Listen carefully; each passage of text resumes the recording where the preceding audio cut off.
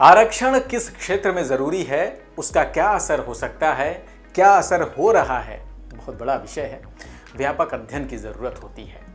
लेकिन इन सब के बीच क्रिकेट जगत में आरक्षण के प्रभावों को लेकर डिबेट शुरू हो गई है और ये सवाल इस वर्ल्ड कप में उठा दक्षिण अफ्रीका के प्रदर्शन को लेकर। इसमें कोई शक नहीं कि दक्षिण अफ्रीका ने अपने बेहतर प्रदर्शन के चलते सेमीफाइनल तक का तो सफर तय किया, लेकिन ऑस्ट्रेलिया के हाथों एक बार फिर शिकस्त मिलने पर अपनी साख पर फिर से पट्टा लगाया। 1992 से लेकर अब तक 5 बार दक्षिण अफ्रीका की टीम सेमीफाइनल का मैच खेली है, लेकिन हार गई, कभी भी फाइनल में प्रवेश नहीं कर सकी। लगातार नॉकआउट में हार की वजह से ही उसका नाम चौकस भी पड़ा। दक्षिण अफ्रीका के खराब प्रदर्शन को लेकर लोग रिजर्वेशन प्रथा को भी जिम्मेदार ठहरा रहे हैं। सबसे पहले तो ये जानिए कि क्रिकेट में ये रिजर्वेशन सिस्टम क्या है जो दक्षिण अफ्रीका में लागू हुआ।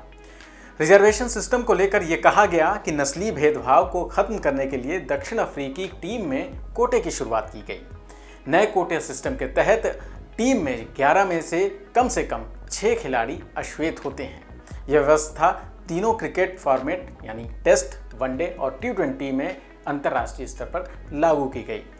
दक्षिण अफ्रीका में नस्लीय कोटा कई सालों तक प्रांतीय स्तर पर तो लागू रहा, लेकिन 2016 में इसे राष्ट्रीय स्तर पर भी लागू कर दिया गया था। अब इसे क्रिकेट में लागू करने के बाद दक्षिण अफ्रीका सेमीफाइनल में जब हारा है तो ये सवाल उठ रहा है कि रिजर्वेशन सिस्टम से फायदा हुआ या नुकसान।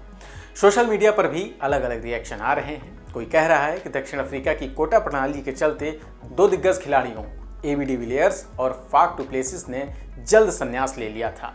रिजर्वेशन की वजह से टेम्बा बावुआ कैप्टन बने। वर्ल्ड कप से पहले बावुआ का प्रदर्शन तो फिर भी ठीक था, लेकिन वर्ल्ड कप में बावुआ बुरी तरह फ्लॉप साबित हुए। वर्ल्ड कप से पहले बावुआ की शतकीय पारियां भी देखने को मिली। 109, 144, 90, 114 ऐसे स्कोर उन्होंने हासिल किए, लेकिन वर्ल्ड कप के दौरान टेम्बा की बैटिंग फुस साबित हुई।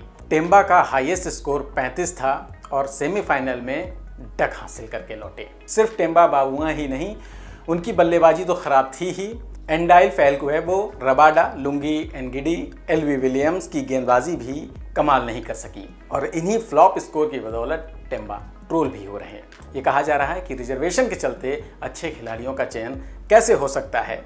एक तरह से देखा जाए तो ये वाकई उन लोगों के लिए उदाहरण है जो लोग हर चीज़ में रिजर्वेशन की बात करते हैं। अगर रिजर्वेशन ही काबिलियत का पैमाना होता तो जाहिर है नतीजों में उसका असर भी दिखेगा और हो सकता है कि दूसरा खिलाड़ी जो ज़्यादा प्रदर्शन अच्छा कर सकता है, लेकिन कोटा प्रथा के चलते उसे वहाँ पर मौका ना मिले। ऐसे में टैलेंट किसी काम का नहीं रहता। हालांकि दक्षिण अफ्रीका को लेकर यह भी कहा जा रहा है कि रग्बी का खिताब उसने 4 बार हासिल किया है और ये उम्मीद थी कि इस रिजर्वेशन सिस्टम के भरोसे वो क्रिकेट वर्ल्ड में भी चैंपियन बन जाएगा, लेकिन ऐसा नहीं हुआ।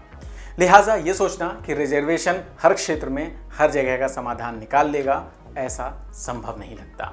रिजर्वेशन को लेकर आपके क्या विचार हैं? दक्षिण अफ्रीका की हार के पीछे आप भी रिजर्वेशन को जिम्मेदार मानते हैं या नहीं? कमेंट सेक्शन में लिखकर जरूर बताएं। फिर मिलेंगे नए वीडियो में नई जानकारी के साथ। नमस्कार।